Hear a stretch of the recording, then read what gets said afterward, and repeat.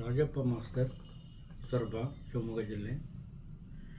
ನಾವು ನಮ್ಮ ಪ್ರಜಾಪ್ರಭುತ್ವದ ಮಹತ್ವ ಮತ್ತು ಪ್ರಜಾಪ್ರಭುತ್ವದ ಒಂದು ತತ್ವಗಳನ್ನು ಎಲ್ಲ ಜನರಿಗೆ ತಿಳಿಸ್ಕೊಡ್ತಕ್ಕಂಥದ್ದು ಇಂದಿನ ಅಗತ್ಯ ಇದೆ. ನಾವೀಗಾಗಲೇ ಭಾರತದಲ್ಲಿ 1949 ನವೆಂಬರ್ 26ರಂದು ಬಾಬಾ ಸಾಹೇಬ್ ಅಂಬೇಡ್ಕರ್ ಅವರು ಕೊಟ್ಟಿರ್ತಕ್ಕಂಥ ಸಂವಿಧಾನವನ್ನು ನಾವು ಒಪ್ಪಿಕೊಂಡು ಘೋಷಣೆ ಮಾಡಿಕೊಂಡಿದ್ದೇವೆ.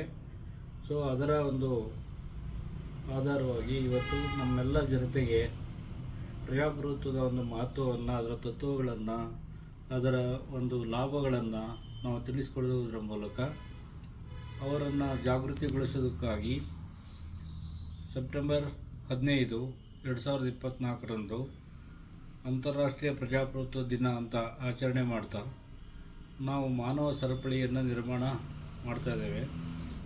ಅದರಲ್ಲಿ ಬೀದರ್ನಿಂದ ಚಾಮರಾಜನಗರದವರೆಗೆ ಅವತ್ತು ಮಾನವ ಸರಪಳಿಯನ್ನು ನಿರ್ಮಾಣ ಮಾಡಲಾಗುತ್ತೆ. ನಮ್ಮ ಶಿವಮೊಗ್ಗ ಜಿಲ್ಲೆಯಲ್ಲಿ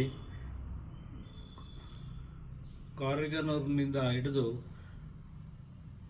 ಮಡಿಕೆ ಚೀಲೂರುವರೆಗೆ ಒಂದು ಮಾನವ ಸರಪಳಿಯನ್ನು ರಚನೆ ಮಾಡ್ತಕ್ಕಂಥ ಕಾರ್ಯಕ್ರಮವನ್ನು ಸರ್ಕಾರ ಹಮ್ಮಿಕೊಂಡಿದೆ.